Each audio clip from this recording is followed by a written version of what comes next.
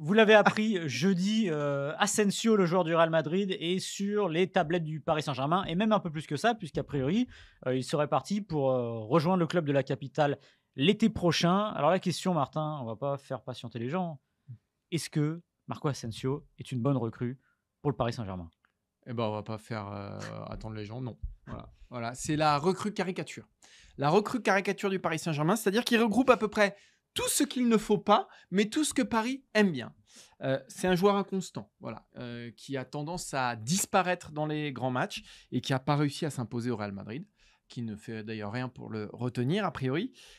C'est un attaquant qui n'a pas un goût immodéré pour le repli défensif. Il est même plutôt léger quand il s'agit de défendre. Donc, par contre, effectivement, il peut faire des différences balles au pied, ça, il n'y a pas de problème. Un joueur qui ne brille pas dans les grands rendez-vous, ça, je l'ai dit. Et cerise sur le gâteau, c'est un joueur aussi très exposé aux blessures. Donc, moi, la question que je me pose, c'est pourquoi Asensio réussirait là où Lo Celso, Sarabia, Draxler ont échoué. Et j'oubliais quand même un dernier truc. C'est un joueur qui coûte très cher aussi. Ouais, Entre 8 et 10 millions d'euros de salaire. Voilà, le Real en proposait 5. À un moment, il faut se poser des questions. Pourquoi le Real en proposait que 5 et le Real ne l'a pas retenu? Peut-être pour toutes les raisons que j'ai citées avant. Et qu'il est exposé aussi aux soirées parisiennes. Il y a ça aussi. C'est un joueur qui aime bien, disons-le, faire la fête. Alors, on ne va pas l'enterrer tout de suite avant qu'il n'arrive. Ouais, parce que là, c'est... ouais, effectivement. Non, mais c'est un super joueur, hein, au-delà de ça. Mais disons que c'est le portrait robot du joueur qui ne réussira pas au Paris Saint-Germain. Ouais, alors je ne vais pas l'enterrer non plus, mais je vais essayer de me poser la question, de mettre dans la peau des dirigeants parisiens et de réfléchir au pourquoi du comment. Ce joueur, comme tu l'as dit, il a ce côté caricatural de la recrue parisienne. Alors encore une fois, ça ne dit pas ce qu'il va faire, mais c'est vrai qu'on se dit, mais pourquoi lui, pourquoi maintenant? Alors, il y a évidemment le côté gratuit. Oui, ça peut se tenir. Mais si le PSG s'était arrêté au prix des joueurs depuis le début de l'arrivée de QSI et avait fait attention au fair play financier, ça se saurait. Voilà, déjà. Donc, c'est que le profil doit intéresser Luis Campos. On découvre qu'il est associé à Jorge Mendes, Asensio. Donc, on se dit aussi que Luis Campos, qu'est-ce qu'il fait? Peut-être le contraire de ce qu'il faudrait faire à un moment dans un club de la stature du PSG, c'est de sortir des réseaux, des canaux habituels et d'élargir le champ de vision. Mais la question que je me pose, c'est est-ce qu'il manque du monde pour faire du scoutisme au PSG, pour regarder les joueurs? Parce que mettre ça entre les mains de Luis Campos, qui, je le répète, n'est pas techniquement salarié du club, enfin directement dans l'organigramme, qui est aussi avec le Celta Vigo. Alors, je le répète toutes les semaines à chaque fois que j'en parle, ce qui me paraît surréaliste à ce niveau-là. Imaginez quand même le Bayern Munich qui partagerait. Il n'y a plus de directeur sportif depuis le départ de Salihamidzic, mais imaginez Salihamidzic avec un autre club. C'est impossible, voilà. Et en fait, on a l'impression que c'est une solution non pas de facilité, mais on est à se demander si Mendes n'a pas dit tiens, écoute, il y a Asensio, c'est pas mal, vous ne voudriez pas le prendre. Tu as parlé du prix. Le Real lui proposait a priori sur la prolongation 4,5 millions d'euros. Le PSG irait jusqu'à proposer 10 millions. Ouais, c'est entre 8 et 10 selon les sources. Oui, mais dans quel monde on paye Asensio à ce prix-là? Surtout quand vous savez que le club précédent va le payer, payez-le 5 à la rigueur, si vous voulez monter un peu les enchères, le convaincre. En fait, rien que ça, il n'y a rien qui va. Ensuite, il y a ce dont on parlait la semaine dernière, justement, on parlait des recrues du PSG.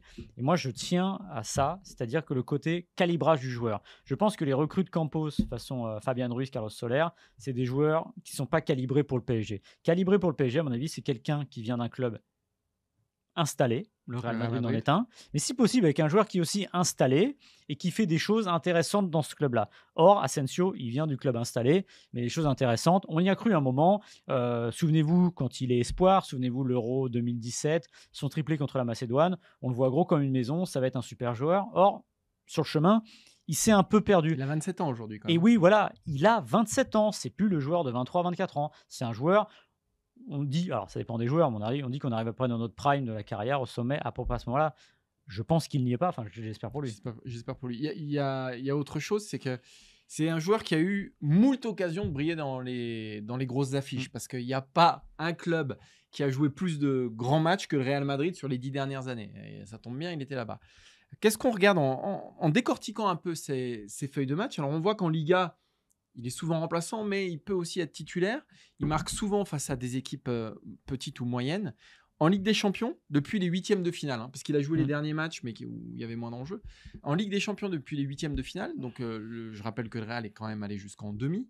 Donc il y a eu 6 matchs. Il a joué 66 minutes. 66 minutes en 6 matchs.